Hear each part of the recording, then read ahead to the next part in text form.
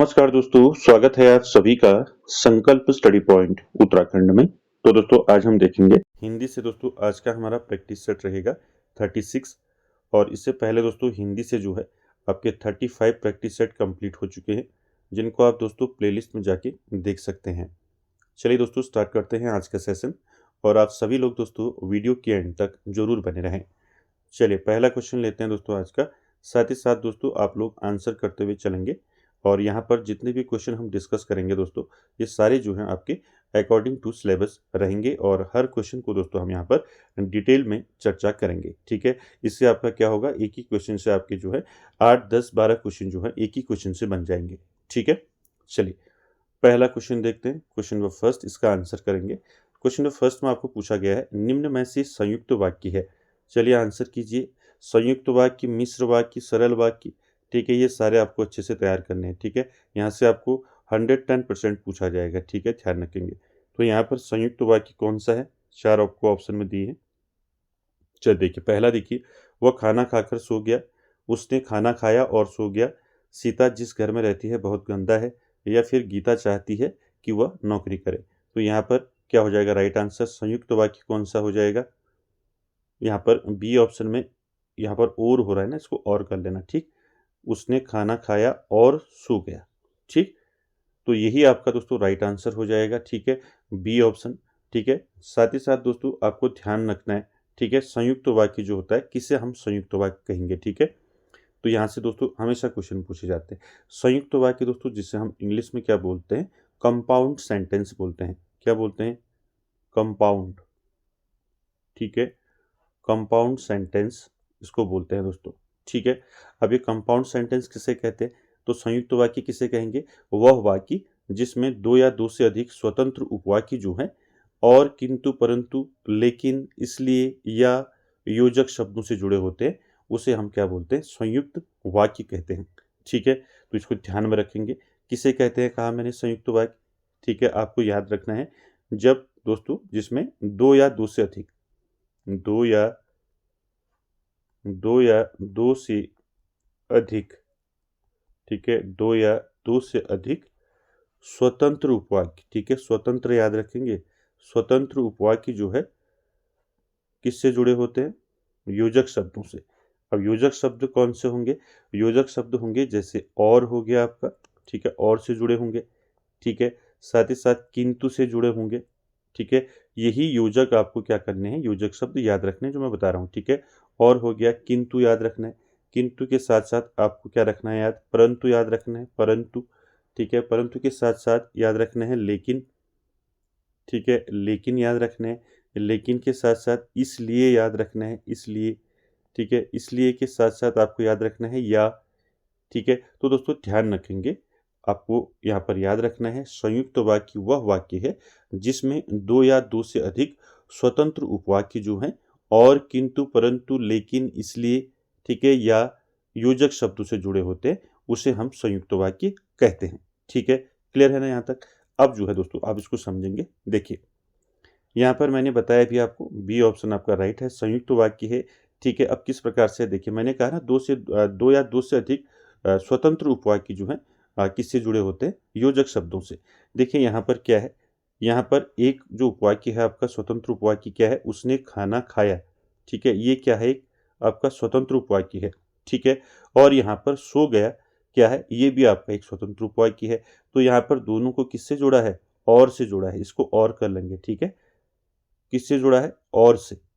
तो यहाँ पर क्या हो जाएगा, मैंने भी बताया, जब दो या दो से अधिक स्वतंत्र उपवाक्य जो है योजक शब्दों से जुड़े हों, तो वहाँ पर क्या हो जाएगा, आपका संयुक्त वाक्य हो जाएगा। ठीक है, योजक चिन्ह, सॉरी, योजक शब्द कौन कौन से हैं मैंने अभी आपको बता दिया, और किंतु परंतु लेकिन इसलिए, अतः भी याद करेंगे, अतः या।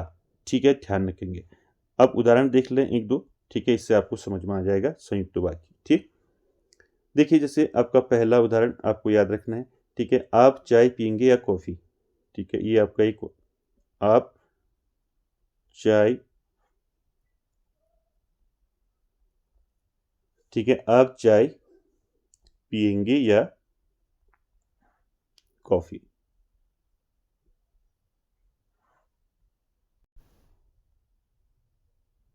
ठीक है। तो यहाँ पर देखिए, आप चाय पियेंगे, ये आपका एक स्वतंत्र उपवाक्य है।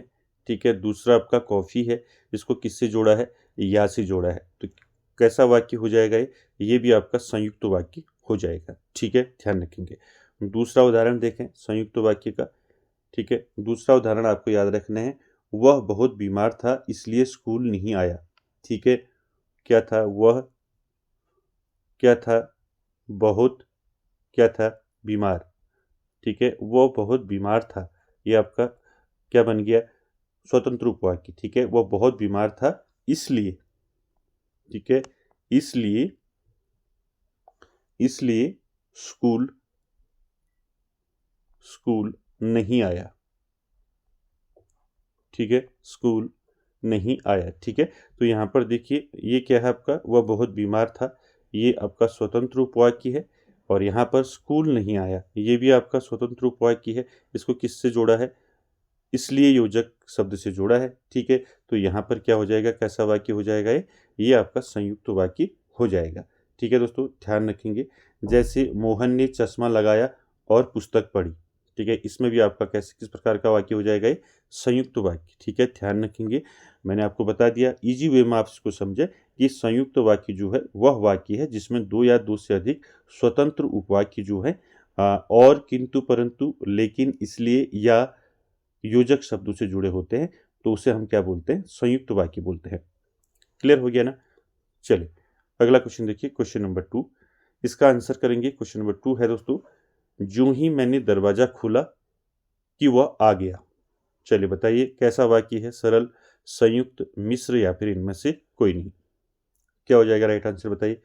यूं ही मैंने दरवाजा खोला कि वह आ गया। क्या हो जाएगा बताइए?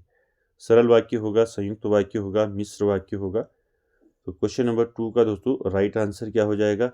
राइट आंसर हो जाएगा मिश्र वाक्य है दोस्तों। ठीक है, क्या है? मिश्र वाक्य। तो यहाँ पर सी ऑप्शन राइट हो जाएगा। ठीक है, अब मिश्र वाक्य किसे कहते हैं? ठीक है, अब यहाँ पर आपको ध्यान रखना है दोस्तों, मिश्र वाक्य। ठीक है, अब मिश्र वाक्य किसे कहते हैं? इंग्लिश में इसको बोलते हैं दोस्तों कॉम्प्लेक्स सेंटेंस। ठीक है, मिश्र वाक्य। मिश्र वाक्य में क्या होता है? इसमें एक मुख्य वाक्य होता है। ठीक है, प्लस एक से अधिक इसमें आश्रित उपवाक्य होते हैं जो दोस्तों जुड़े होते हैं किससे? की से, जो से। ठीक है, जैसा वैसा। ठीक है, जब तब। ठीक है, जहाँ वहाँ। तो ऐसे ही जो है आपके जुड़े होते हैं। ठीक है, योजक शब्दों से। तो यहाँ पर ध्यान रखना है। ठीक है, अब यहाँ पर आपको मिश्र वाक्य पूछा जाएगा, तो इसको आपको ध्यान में रखना है। मिश्र वाक्य किसे कहते हैं? ठीक, मिश्र वाक्य दोस्तों इसमें क्या होता है? मिश्र वाक्य में एक जो है क्या होता है? एक मुख्य वाक्य होता है, मुख्य वाक्य। ठीक है, प्लस और क्या होता है? एक से अधिक आश्रित उपवाक्य। ठीक है, एक से अधिक होंगे, इसमें एक से अधिक क्या होंगे? आश्रित उपवाक्य होंगे। ठीक है, आश्रित उपवाक्य होंगे। ठीक है, उपवाक्य जो जुड़े होंगे दोस्तों योजक शब्दों से जुड़े होंगे। अब कौन से योजक शब्दों से जुड़े होंगे वही आपको याद रखना है। ठीक है, कौन कौन से? तो ध्यान रखेंगे, क्योंकि। ठीक है, अगर क्योंकि से जुड़े हैं दो, ठीक है, आपको एक मुख्य वाक्य और एक से अधिक आश्रित उपवाक्य, अगर क्योंकि से जोड़े हैं तो आपका आंसर हो जाएगा मिश्र वाक्य। ठीक है, क्योंकि हो गया। ठीक है, साथ ही साथ की हो गया। ठीक है, ध्यान रखेंगे, क्योंकि, की, जो। ठीक है, जो के साथ याद रखेंगे आपका जैसा वैसा। ठीक है, जैसा वैसा। ठीक है, जैसा वैसा साथ आएंगे। ठीक है, ऐसे जैसा वैसा। ठीक है, जहाँ, जहाँ वहाँ। ठीक है, जहाँ डैश वहाँ। ठीक है, तो इनसे दोस्तों जुड़े होंगे आपके एक मुख्य वाक्य और एक से अधिक आश्रित उपवाक्य। ठीक है, क्लियर हो गया ना? मिश्र वाक्य किसे कहेंगे? चलिए एक बार जो है इसके उदाहरण देख लेते हैं। देखिए मिश्र वाक्य के उदाहरण की बात करें तो आप इसको कैसे समझेंगे? देखिए पहला आपको ध्यान रखना है यहाँ पर। देखिए पहला याद रखना है, जैसे ही देखिए पहला देखना है, जैसे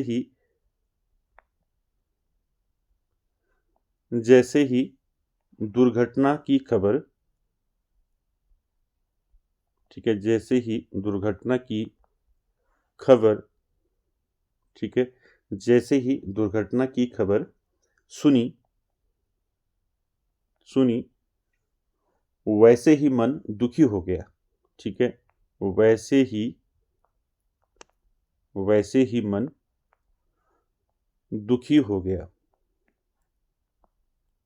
तो किस प्रकार का वाक्य हो गया ये आपका मिश्र वाक्य हो गया। ठीक है, मैंने बताया था ना अभी आपको, जैसा वैसा, ठीक है, जैसे वैसे, ठीक है। तो ये किस प्रकार का वाक्य हो गया आपका मिश्र वाक्य हो गया। दोस्तों ध्यान रखेंगे, मिश्र वाक्य में एक मुख्य वाक्य प्लस एक से अधिक आश्रित उपवाक्य होते हैं जो आपके योजक शब्दों से जुड़े होते हैं। अब योजक शब्द कौन कौन से होते हैं आपको ध्यान रखना है इसमें मिश्र वाक्य में। जैसे आपका क्योंकि, कि, जो, जैसा वैसा, जब तब, जहां वहां, अगर तो, ठीक है, तो इनसे जुड़े होते हैं तो उनको बोलते हैं मिश्र वाक्य। ठीक है, ध्यान रखेंगे। क्लियर है। चल एक और यहाँ पर आपको उदाहरण जो है एक और आप इसको देख लें, एक उदाहरण और देख लें। जैसे ही सूरज निकला, ठीक है, जैसे ही सूरज निकला, ठीक है, जैसे ही सूरज निकला क्या हुआ, वैसे ही पक्षी चहचहाने लगे। वैसे ही पक्षी चहचहाने लगे। ठीक है, तो यहाँ पर आप समझ गए होंगे जैसा जैसे वैसे। ठीक है, कैसा वाक्य हो गया आपका मिश्र वाक्य हो गया। ठीक है दोस्तों, ध्यान रखेंगे। साथ ही साथ एक और उदाहरण देख लें। ठीक है, मिश्र वाक्य का देखिए क्या हो जाएगा। जब मैं स्टेशन पहुंचा, देखिए जब मैं स्टेशन, ठीक है, ध्यान रखेंगे, जब मैं स्टेशन पहुंचा, ठीक है, जब मैं स्टेशन पहुंचा तब गाड़ी जा चुकी थी। तब गाड़ी जा चुकी थी। ठीक है, तब गाड़ी जा चुकी थी। ध्यान रखेंगे, जब मैं स्टेशन पहुंचा तब जो है गाड़ी जा चुकी थी। तो यहाँ पर मैंने अभी बताया आपको। ठीक है, जब तब, ठीक है, जब तब किस में आता है मिश्र वाक्य। ठीक है, अगर ऐसे ही क्योंकि से आपका अगर जुड़ा हो, ठीक है, अगर कोई मुख्य वाक्य और उसके आश्रित उपवाक्य अगर क्योंकि से जुड़े हैं तो आपका क्या हो जाएगा मिश्र वाक्य हो जाएगा। ठीक है, जैसा वैसा, ठीक है, जैसा वैसा से जुड़े हों तो वहाँ पर भी आपका क्या हो जाएगा मिश्र वाक्य हो जाएगा। ठीक है, साथ ही साथ जब तब यहाँ पर आ गया, जब तब से जुड़ा हो तब भी आपका मिश्र वाक्य हो जाएगा। जहाँ वहाँ, ठीक है, अगर जहाँ वहाँ से जुड़ा हो, ठीक है, तो वहाँ पर भी आपका मिश्र वाक्य हो जाएगा। ठीक है, अगर तो से जुड़ा हो, अगर तो से जुड़ा हो तब भी आपका क्या हो जाएगा मिश्र वाक्य हो जाएगा। ठीक है, ध्यान रखना है। ठीक है, चलिए अगला क्वेश्चन देखिए, क्वेश्चन नंबर 3, इसका आंसर कीजिए। क्वेश्चन नंबर 3 है दोस्तों, अर्थ के आधार पर वाक्य के कितने भेद हैं। तो आप जानती हैं दोस्तों, अर्थ के आधार पर वाक्य के भेद पूछे हैं 2, 3, 8, 5। क्या हो जाएगा राइट आंसर।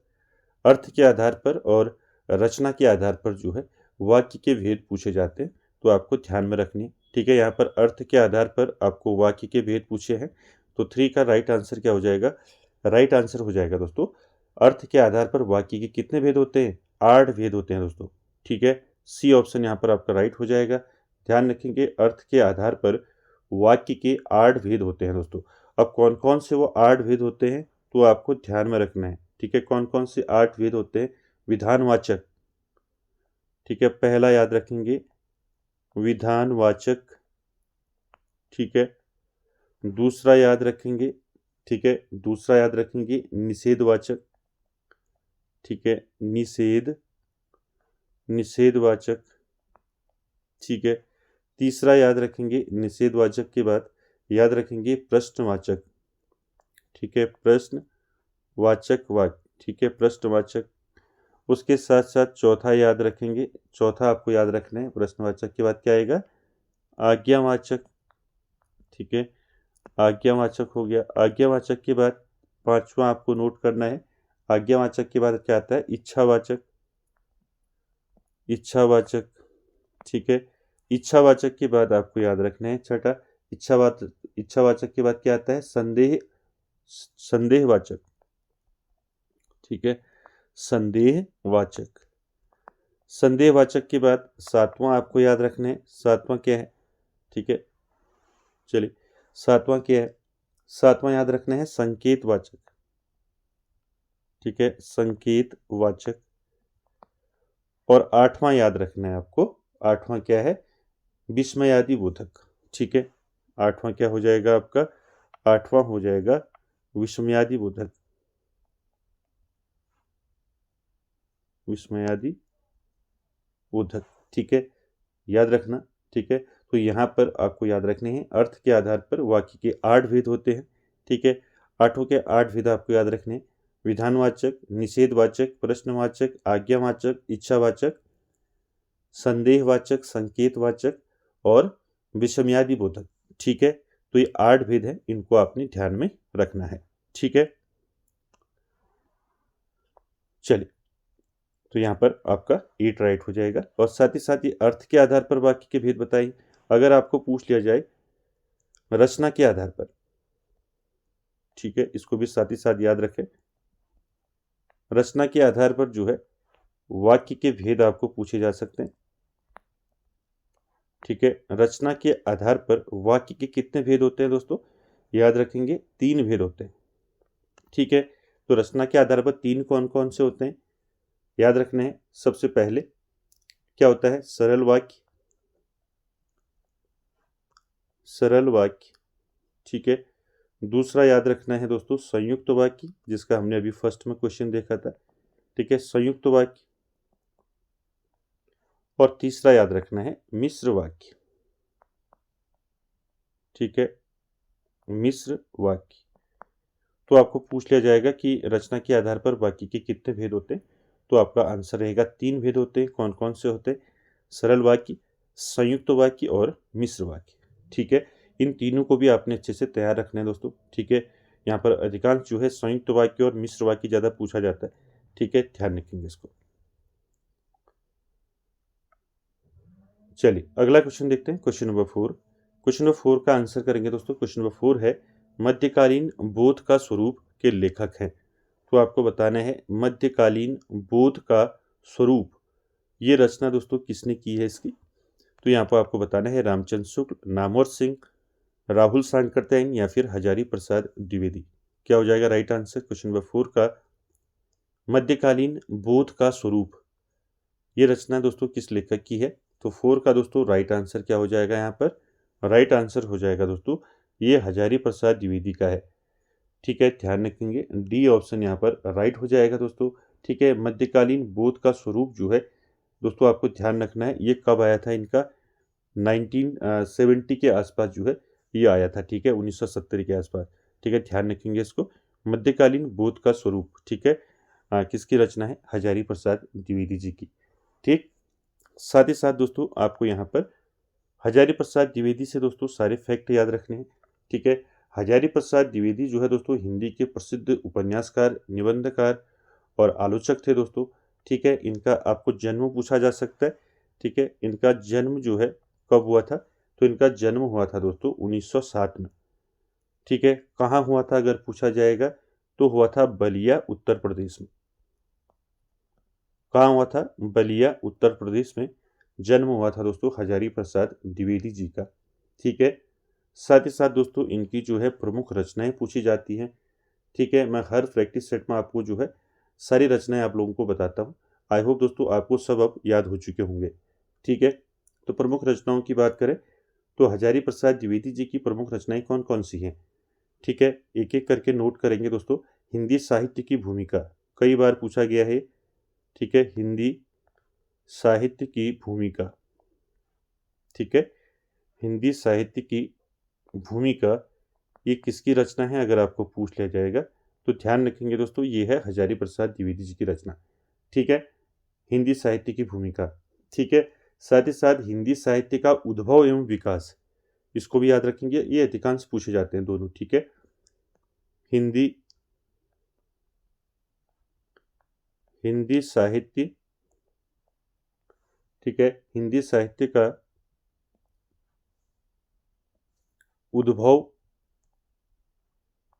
उद्भव एवं विकास। ठीक है, आपको पूछ लिया जाएगा कि हिंदी साहित्य का उद्गम एवं विकास किसकी रचना है, तो आंसर हो जाएगा हजारी प्रसाद द्विवेदी जी। ठीक है, इसके अलावा इनकी कौन कौन सी रचनाएं हैं हजारी प्रसाद द्विवेदी जी की, आपने पढ़े हैं दोस्तों सारे, जैसे अशोक के फूल। ठीक है, अशोक के फूल ये काफी इंपॉर्टेंट है दोस्तों, पूछा जाता है। अशोक के फूल किसकी रचना है, हजारी प्रसाद द्विवेदी जी की है। ठीक है, इसके साथ ही साथ याद रखेंगे कल्पलता। कल्पलता किसकी रचना है, ये भी हजारी प्रसाद द्विवेदी जी की है, कल्पलता। ठीक है, साथ ही साथ याद रखेंगे कुटज हो गया। ठीक है, कुटज हो गया, कुटज के साथ साथ कौन सा है इनकी रचना, आलोक पर्व हो गया। ठीक है, आलोक पर्व। आलोक पर्व के साथ साथ इनकी और कौन कौन सी रचना है बताइए, इनके उपन्यास भी हैं दोस्तों। ठीक है, बाण भट्ट की आत्मकथा। ठीक है, बाण भट्ट की आत्मकथा। ठीक है, बाण भट्ट की आत्मकथा किसकी रचना है, हजारी प्रसाद द्विवेदी जी की है। ठीक है, चारु चंद्रलेख। चारु चंद्रलेख किसकी रचना है, ये भी हजारी प्रसाद द्विवेदी जी की है, चारु चंद्रलेख। ठीक है, साथ ही साथ अनामदास का पोथा। अनामदास का पोथा। ठीक है, ये भी किसकी रचना है, ये भी जो है हजारी प्रसाद द्विवेदी जी की रचना है। ठीक है, तो सारी रचनाएं आपको ध्यान में रखनी है। ठीक है, चलिए अगला क्वेश्चन देखिए, क्वेश्चन नंबर 5, इसका आंसर करेंगे। क्वेश्चन नंबर 5 है दोस्तों, अरस्तु का काव्य शास्त्र किसकी रचना है। ऑप्शन देखिए, डॉक्टर नगेंद्र, रामचंद्र शुक्ल, बाबू गुलाब राय या फिर डॉक्टर नामवर सिंह। क्या हो जाएगा यहाँ पर राइट आंसर, अरस्तु का काव्य शास्त्र दोस्तों ये किसकी रचना है आपको बताना है। ठीक है,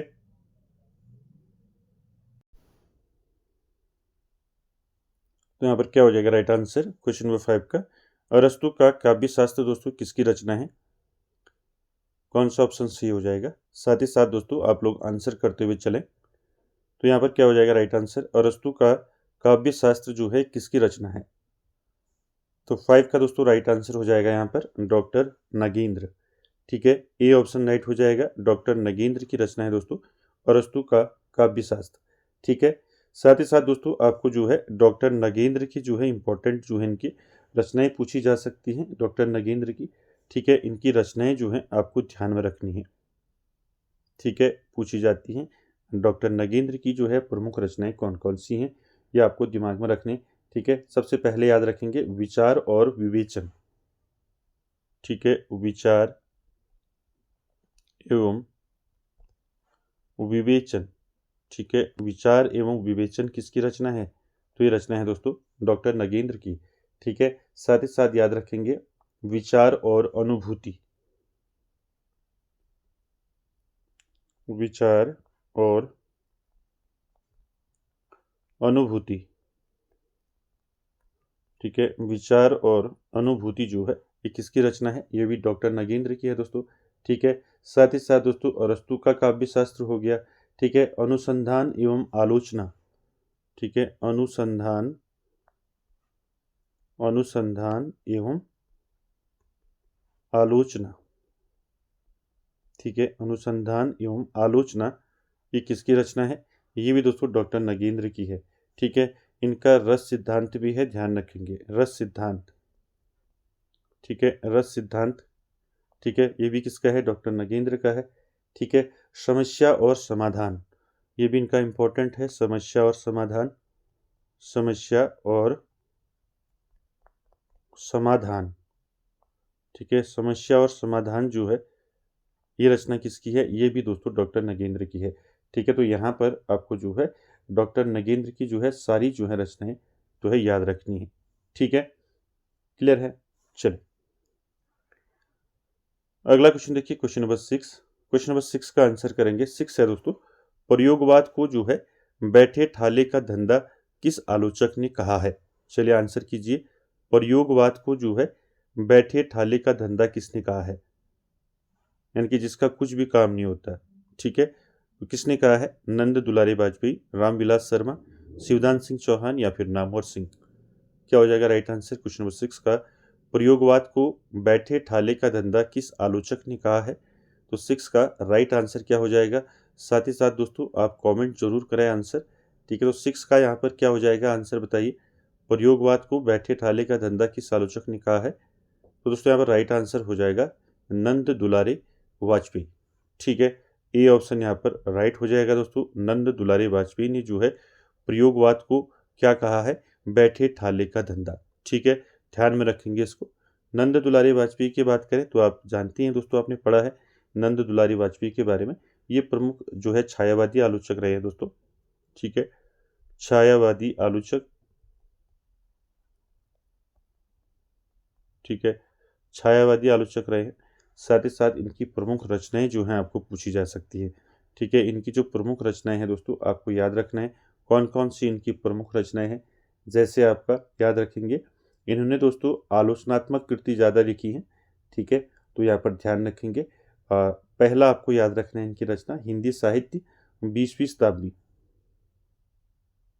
ठीक है, हिंदी साहित्य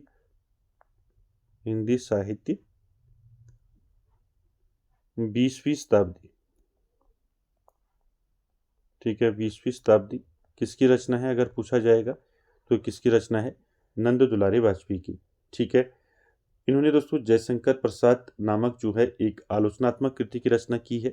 ठीक है, याद रखेंगे जयशंकर प्रसाद। जयशंकर प्रसाद दोस्तों इन्होंने क्या किया है? आलोचनात्मक कृति लिखी है, ध्यान रखेंगे। साथ ही साथ दोस्तों आपको याद रखना है इनका नया जो नया जो कह रहा हूँ, इनका जो अगली जो रचना है नया साहित्य नई प्रश्न। ठीक है, तो यहाँ पर इनको आप याद रखेंगे हिंदी साहित्य 20वीं शताब्दी किसकी रचना है? नंद दुलारी वाजपेयी की। जयशंकर प्रसाद इनकी रचना है। ठीक है, साथ ही साथ जो है दोस्तों नंद दुलारी वाजपेयी की और कौन कौन से हैं? नया साहित्य नई प्रश्न। ठीक है, इंपॉर्टेंट है नया साहित्य नए प्रश्न। ठीक है, किसकी रचना है? नंद दुलारे वाजपेयी की है। ठीक है, प्रेमचंद्र एक साहित्यिक विवेचन भी है इनका। ठीक है, प्रेमचंद एक साहित्यिक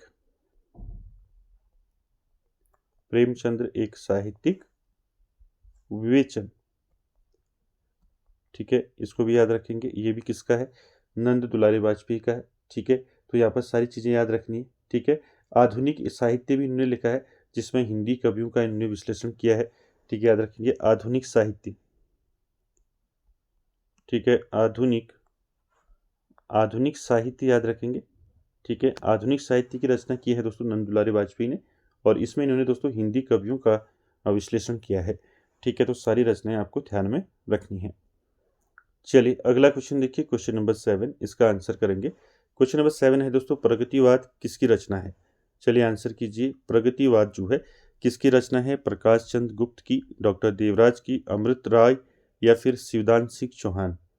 क्या हो जाएगा यहाँ पर राइट आंसर क्वेश्चन नंबर 7 का? आपको याद रखना है। ठीक है, प्रगतिवाद नामक जो रचना है ये किसकी है? तो 7 का दोस्तों राइट आंसर करेंगे, क्या हो जाएगा? 7 का राइट आंसर हो जाएगा शिवदान सिंह चौहान। ठीक है, डी ऑप्शन राइट हो जाएगा। शिवदान सिंह चौहान की रचना है दोस्तों प्रगतिवाद। ठीक है, साथ ही साथ दोस्तों आपको पूछा जा सकता है शिवदान सिंह चौहान की प्रमुख रचनाएं। ठीक है, इनकी प्रमुख रचनाएं ध्यान में रखनी है। कौन कौन सी इनकी प्रमुख रचनाएं हैं? सबसे पहले याद रखेंगे काव्य धारा। ठीक है, काव्य धारा जो है किसकी रचना है अगर पूछा जाएगा तो ये रचना है दोस्तों शिवदान सिंह चौहान की। काव्य धारा हो गया। साथ ही साथ दोस्तों इनकी एक रचना है नवकथा मंजरी। क्या है? नवकथा मंजरी किसकी रचना है? शिवदान सिंह चौहान की है। ठीक है, साथ ही साथ दोस्तों याद रखना है गद्य निकुंज, एक इनकी रचना है गद्य निकुंज। ठीक है, गद्य निकुंज किसकी रचना है? ये भी शिवदान सिंह चौहान की है। ठीक है, ताज की छाया में। ठीक है, ताज की छाया में ये रचना किसकी है? ये भी दोस्तों शिवदान सिंह चौहान की है। ध्यान में रखेंगे सारी रचनाएं। ठीक है, चलिए अगला देखिए क्वेश्चन नंबर 8। क्वेश्चन नंबर 8 में आपको बताना है दोस्तों, कबीर बाज भी, कपोत भी, पपीहा भी के रचनाकार कौन है? धर्मवीर भारती, धूमिल, मुद्रा राक्षस, प्रेमचंद। चलिए आंसर कीजिए, कबीर बाज भी, कपोत भी, पपीहा भी। तो ये रचना किसकी है आपको बताना है।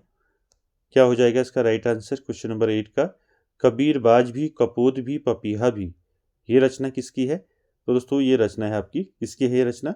8 का राइट आंसर क्या हो जाएगा? डॉक्टर धर्मवीर। ठीक है, ए ऑप्शन राइट हो जाएगा, डॉक्टर धर्मवीर। दोस्तों ये दोस्तों याद रखेंगे, हिंदी के एक प्रमुख क्या है, दलित आलोचक हैं। ठीक है, हिंदी के प्रमुख दलित आलोचक हैं दोस्तों डॉक्टर धर्मवीर। ठीक है, ध्यान रखेंगे, एक दलित आलोचक है। ठीक है, इन्होंने दोस्तों जातीय आधार पर साहित्य का मूल्यांकन किया था।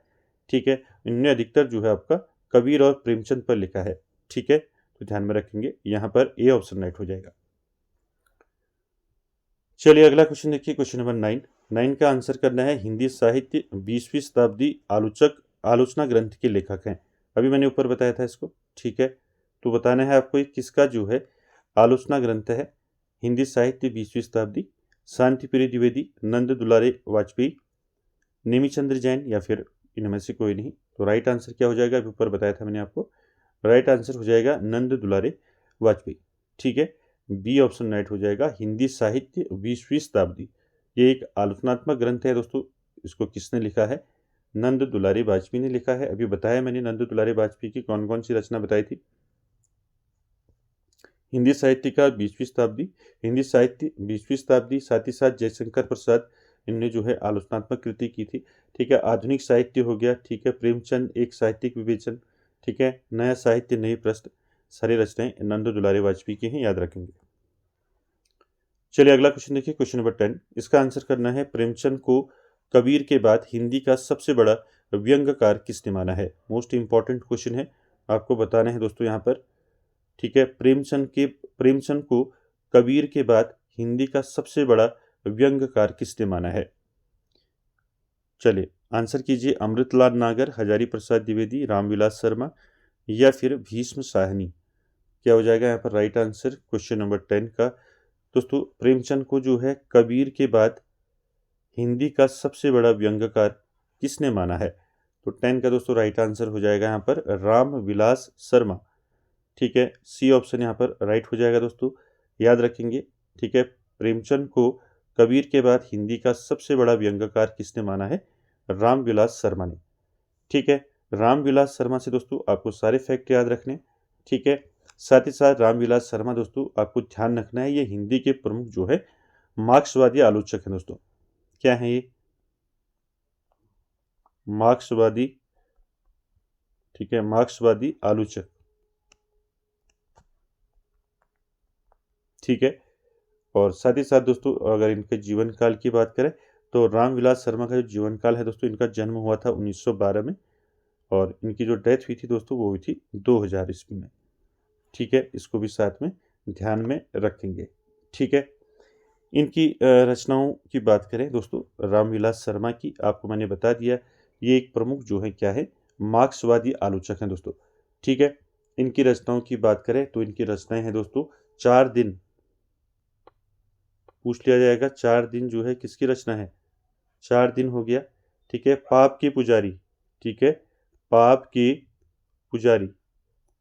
ठीक है, पाप के पुजारी रचना किसकी है?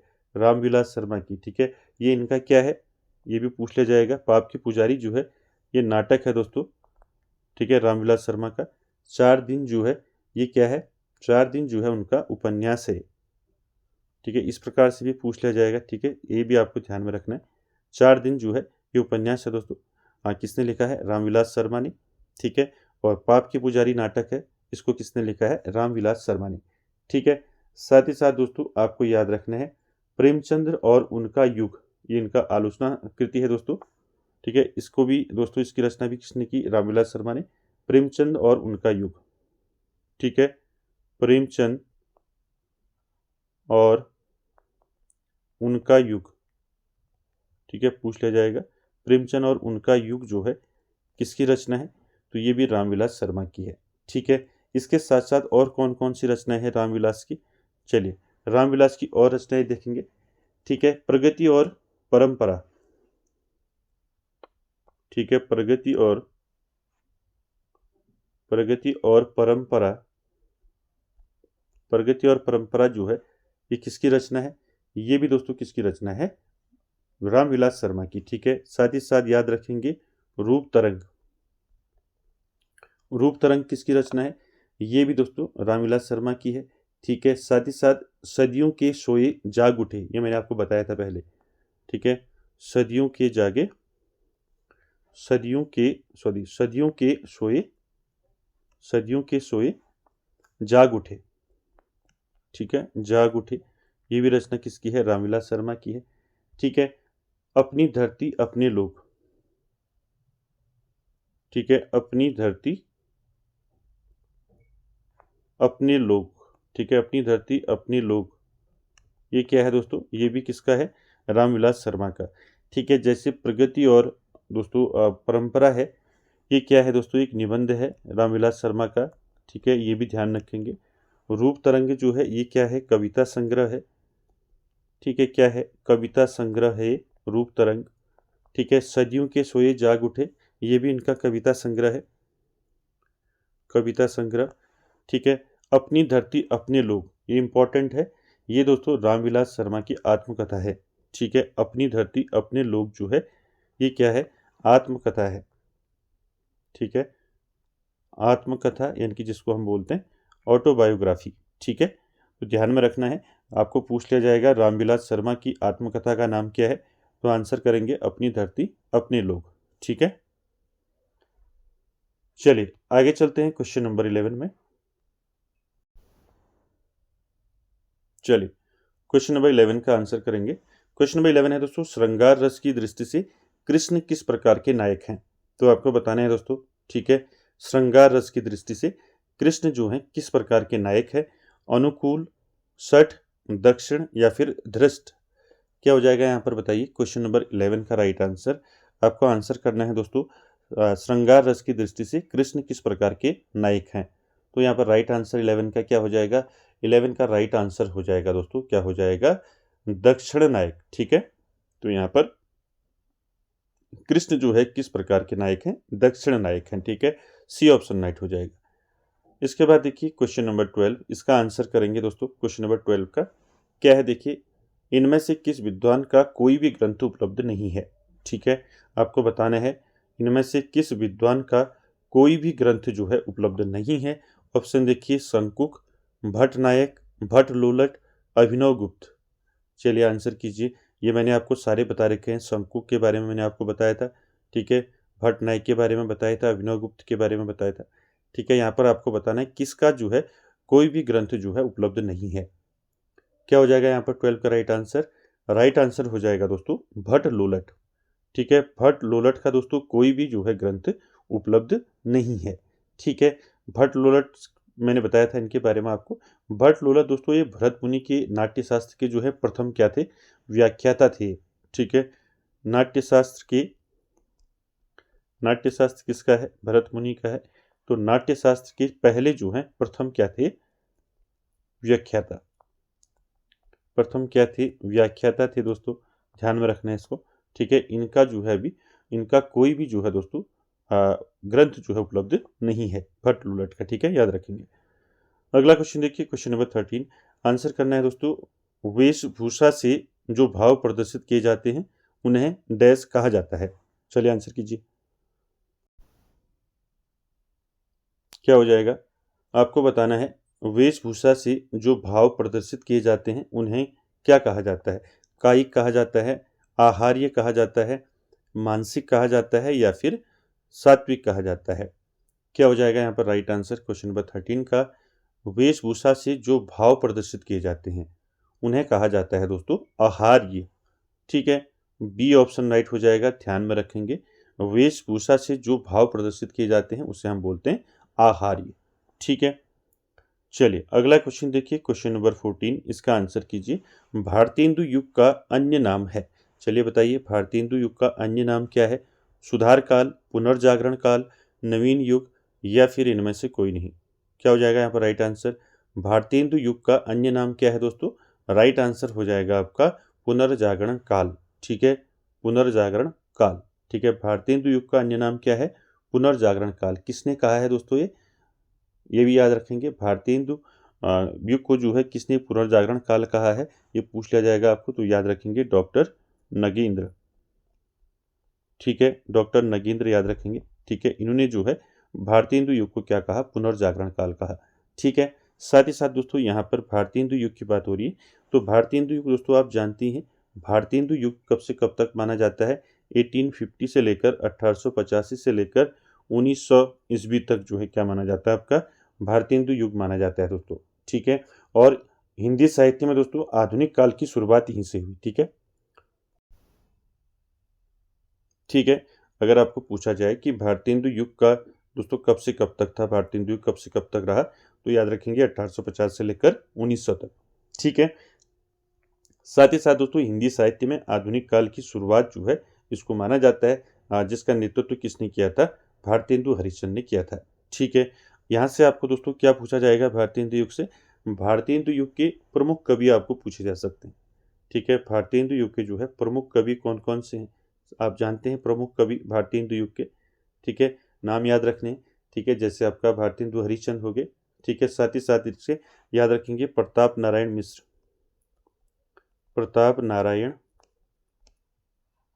प्रताप नारायण मिश्र। ठीक है, और कौन थे दोस्तों भारतेंदु युग के कवि, बताइए? बद्री नारायण चौधरी प्रेमघन। ठीक है, प्रेमघन याद रखेंगे, प्रेमघन इनका पूरा नाम याद रखेंगे। क्या है इनका पूरा नाम प्रेमघन का? बद्री नारायण चौधरी प्रेमघन। ठीक है, इसके साथ साथ याद रखेंगे ठाकुर जगमोहन सिंह, ठाकुर जगमोहन। ठीक है, ठाकुर जगमोहन सिंह ये भी आपके क्या हैं? भारतेंदु युग के कवि हैं। ठीक है, इसके साथ साथ याद रखेंगे अंबिका दत्त व्यास। ठीक है, अंबिका दत्त व्यास। ठीक है, तो ये दोस्तों क्या हैं? प्रमुख कवि हैं दोस्तों भारतेंदु युग के। इनके नाम आपको ध्यान में रखने हैं। ठीक है, चलिए अगले क्वेश्चन की ओर चलते हैं। अगला क्वेश्चन है दोस्तों क्वेश्चन नंबर 15। आंसर करना है मन की लहर काव्य ग्रंथ के रचयिता कौन है? चलिए आंसर कीजिए।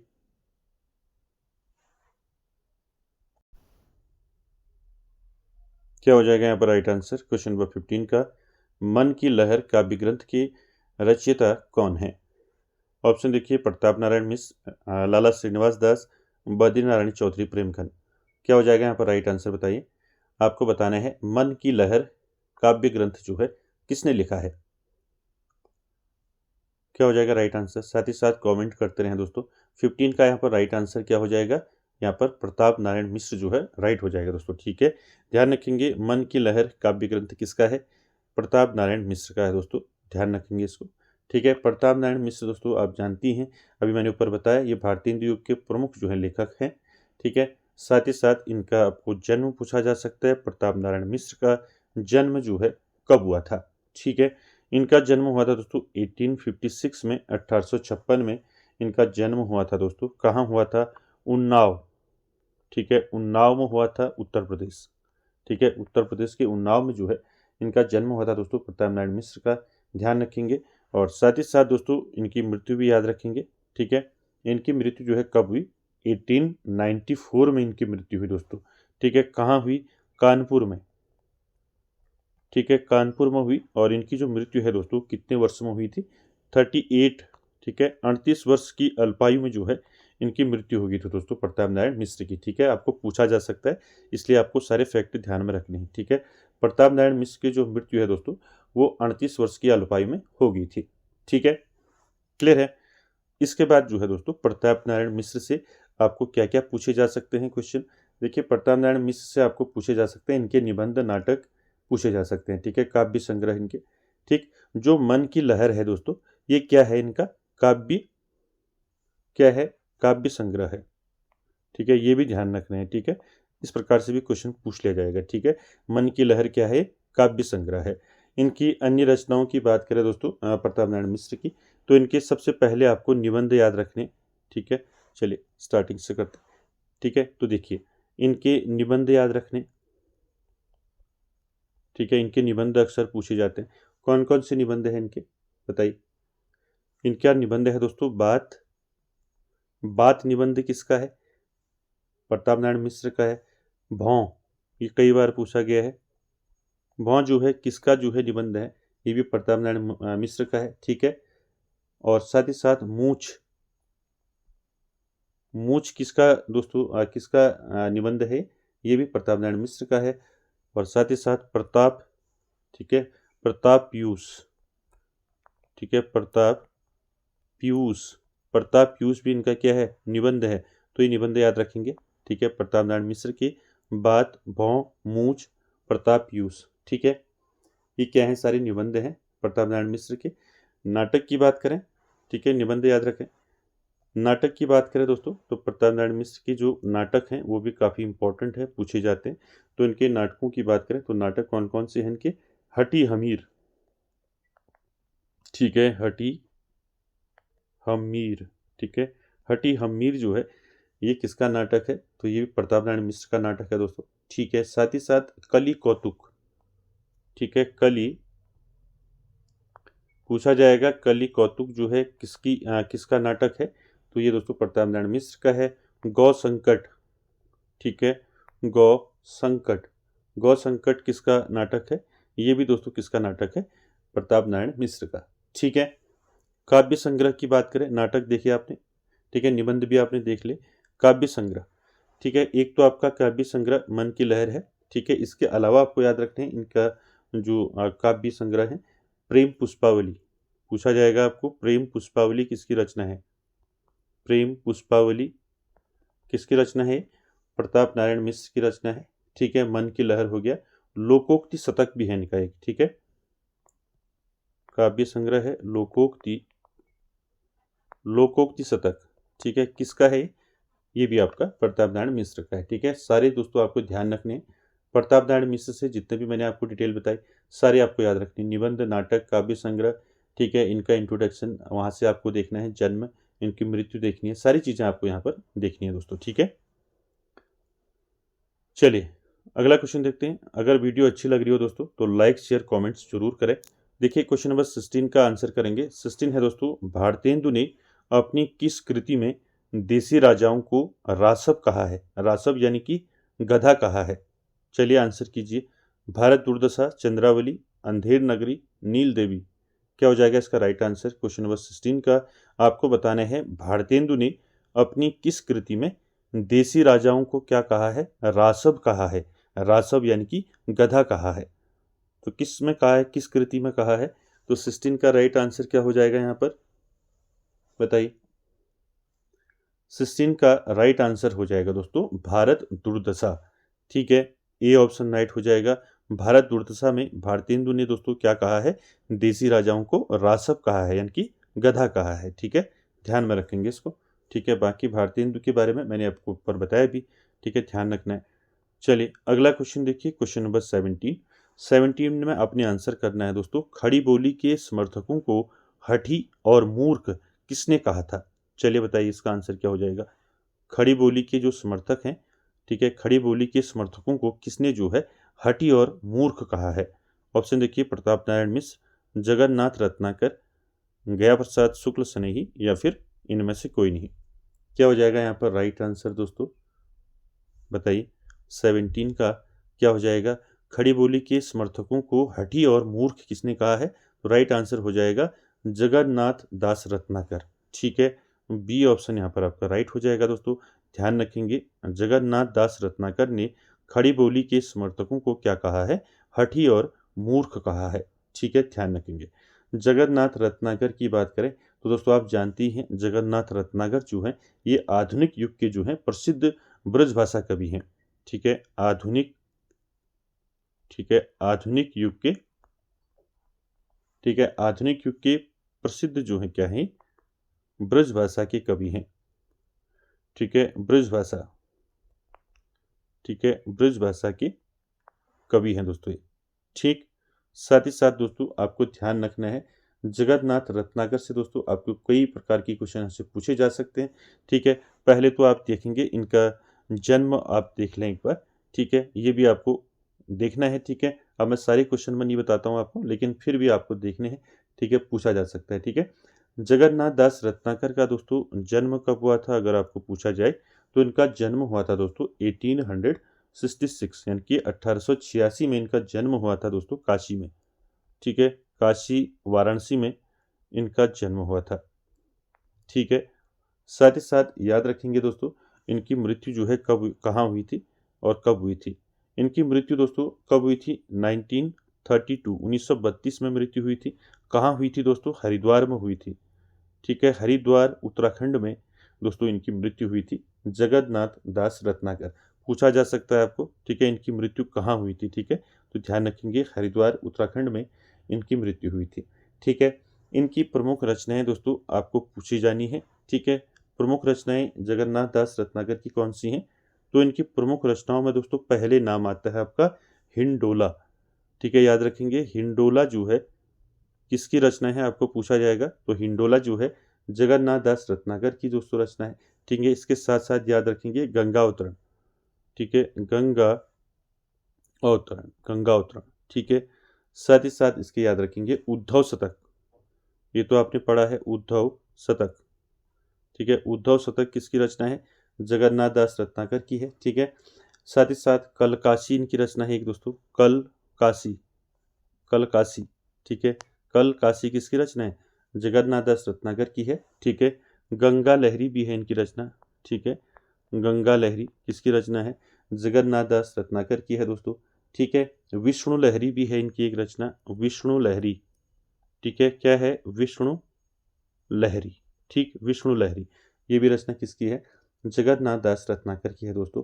इनका उपनाम पूछा जाता है तो इनका उपनाम है दोस्तों रत्नाकर, ठीक है। आपको ऑप्शन में अगर जगन्नाथ दास नहीं मिला, सिर्फ रत्नाकर ही मिला, तो इसको आप समझ जाना कि जगन्नाथ दास रत्नाकर है, ठीक है। कभी कभी पूछा जाता है कि इनका जो है उपनाम, ठीक है, तो ये आप सभी जानते हैं उपनाम क्या है, इनका उपनाम रत्नाकर, ठीक है, ध्यान रखेंगे, क्लियर है। चलिए अगले क्वेश्चन में चलते हैं। अगला क्वेश्चन है दोस्तों क्वेश्चन नंबर 18, आपको आंसर करना है ज की उपनाम से उर्दू में काव्य रचना करने वाले कवि का नाम, ठीक है, ध्यान रखेंगे ज की उपनाम से उर्दू में काव्य रचना करने वाले कौन से कवि हैं, जयशंकर प्रसाद, मैथिली शरण गुप्त, जगन्नाथ दास रत्नाकर या फिर इनमें से कोई नहीं। जगन्नाथ, ठीक है, रत्नाकर, जग्गी, ठीक है, तो यहाँ पर याद रखेंगे, यहाँ पर राइट आंसर क्या हो जाएगा आपका 18 का राइट आंसर हो जाएगा जगन्नाथ दास रत्नाकर, ठीक है। जगन्नाथ दास रत्नाकर दोस्तों ये जकी उपनाम से, ठीक है, जकी उपनाम से क्या करते थे, उर्दू काव्य की रचना करते थे, ठीक है, उर्दू में काव्य रचना, ठीक है, पूछा जा सकता है आपको जगन्नाथ जो है उर्दू में किस नाम से जो है काव्य रचना करते थे, तो आपका राइट आंसर हो जाएगा जकी, ठीक है, ध्यान रखेंगे, इंपॉर्टेंट है। अगला क्वेश्चन देखिए क्वेश्चन नंबर 19, आपको आंसर करना है अधिकार खोकर बैठना यह महादुष्कर्म है। ये निम्न पंक्तियां जो हैं किसने कही हैं, किसकी पंक्तियां हैं, मैथिली शरण गुप्त की, जयशंकर प्रसाद की, रामधारी सिंह दिनकर की या फिर इनमें से कोई नहीं। क्या हो जाएगा इसका राइट आंसर, चलिए आंसर कीजिए, क्या हो जाएगा, अधिकार खोकर बैठना यह महादुष्कर्म है, ठीक है। तो ये किसका दोस्तों किसकी पंक्तियां हैं आपको बताना है। ऑप्शन क्या हो जाएगा, 19 का राइट आंसर क्या हो जाएगा, कौन सा होगा राइट आंसर, जयशंकर प्रसाद होगा, मैथिली शरण गुप्त होगा या फिर रामधारी सिंह दिनकर। दोस्तों अधिकार खोकर बैठना यह महादुष्कर्म है, ये पंक्तियां दोस्तों किसकी हैं, मैथिली शरण गुप्त की हैं, ठीक है। तो यहाँ पर ए ऑप्शन आपका राइट हो जाएगा, ध्यान रखेंगे मैथिली शरण गुप्त की पंक्तियां हैं दोस्तों, ये अधिकार खोकर बैठना यह महादुष्कर्म है, ठीक है। साथ ही साथ दोस्तों यहाँ पर मैथिली शरण गुप्त की बात हो रही है, तो यहाँ से दोस्तों आपको हमेशा पूछा जाता है, ठीक है, इनका जन्म पूछा जा सकता है, ठीक है, याद रखना चाहिए आपको, ठीक है। जन्म कब हुआ था इनका, 1886 में इनका जन्म हुआ था दोस्तों। कहाँ हुआ था अगर पूछा जाएगा तो झांसी उत्तर प्रदेश में इनका जन्म हुआ था, ठीक है, ध्यान रखना है। साथ ही साथ निधन की बात करें तो इनका जो निधन हुआ था दोस्तों कब हुआ था, निधन हुआ था 1964 में, ठीक है, 1964 में इनका निधन हुआ था मैथिली शरण गुप्त का, और जन्म हुआ था 1886 में कहाँ हुआ था? झांसी, उत्तर प्रदेश में। ठीक है। इसके बाद दोस्तों आपको ध्यान रखना है इनकी प्रमुख रचनाएं। ठीक है, आप सभी ने पढ़ा है मैथिली शरण गुप्त को और इनकी रचनाओं को आपने पढ़ा है। ठीक है, ध्यान रखेंगे तो सारी रचनाएं आपको ध्यान रखनी है। कौन कौन सी रचनाएं हैं इनकी? पहला देखिए, रंग में भंग।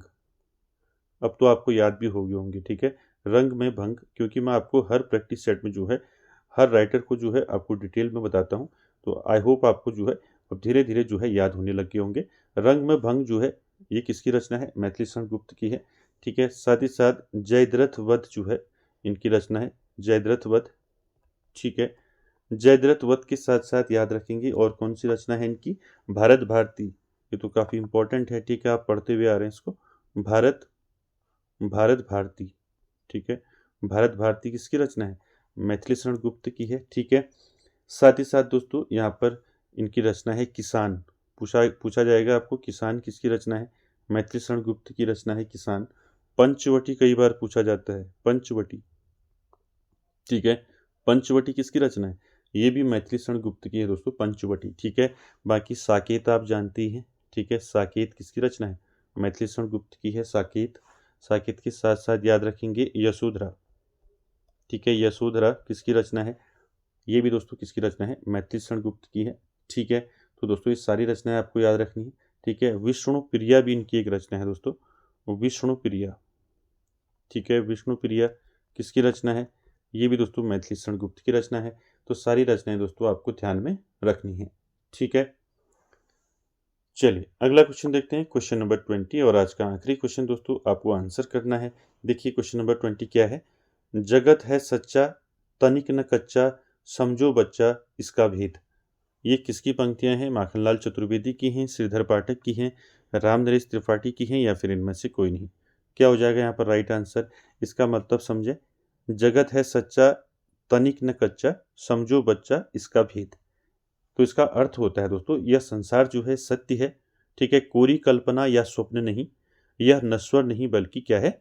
वास्तविक है। ठीक है, तो दोस्तों ये पंक्तियां किसकी हैं? तो राइट आंसर हो जाएगा 20 का आपका श्रीधर पाठक। ठीक है, किसकी रचना है ये? किसकी पंक्तियां हैं? श्रीधर पाठक की। ठीक है, ध्यान रखेंगे। बाकी आप श्रीधर पाठक को जानती हैं दोस्तों, ये द्विवेदी युग के रहे हैं दोस्तों कवि। ठीक है, श्रीधर पाठक। ठीक है, द्विवेदी युग के। ठीक है, द्विवेदी युग। दोस्तों मैं आपको जो है जितना भी आपका हिंदी में जो सिलेबस है, ठीक है, उसको जो है हर टॉपिक से आपको जो है क्वेश्चन लाने का मैं प्रयास कर रहा हूँ कि हर टॉपिक से आपको मैं आपके लिए क्वेश्चन लाऊं।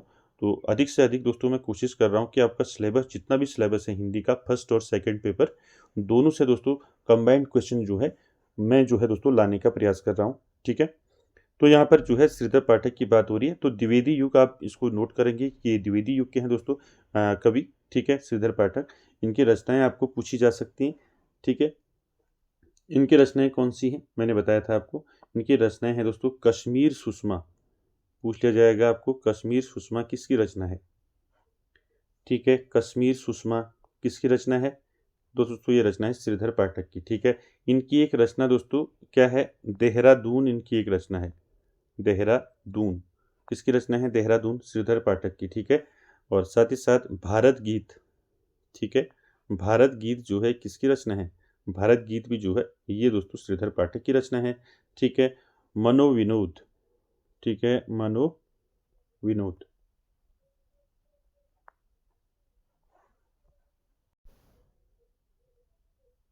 ठीक है, तो यहाँ पर दोस्तों आपको श्रीधर पाठक से सारी चीज़ें यहाँ पर नोट करनी है।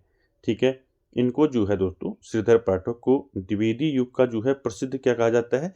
स्वच्छंदतावादी कवि कहा जाता है इनको। ठीक है, इनकी रचनाएं ध्यान रखेंगे। ठीक है, कश्मीर सुषमा, देहरादून, भारत गीत, मनोविनोद, ये सारी रचनाएं इनकी हैं। जगत सच्चाई सार भी इनकी एक रचना है। ठीक है, क्या है? क्या है? जगत सच्चाई, सच्चाई, सच्चाई सार। ठीक है, जगत सच्चाई सार, ये किसकी रचना है? ये भी दोस्तों श्रीधर पाठक की रचना है। ठीक है, तो दोस्तों श्रीधर पाठक से आपको सारे फैक्ट याद रखने हैं। ठीक है,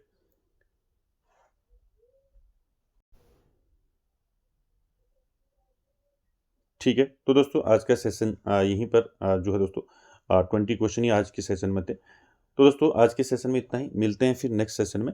तब तक के लिए थैंक यू वेरी मच।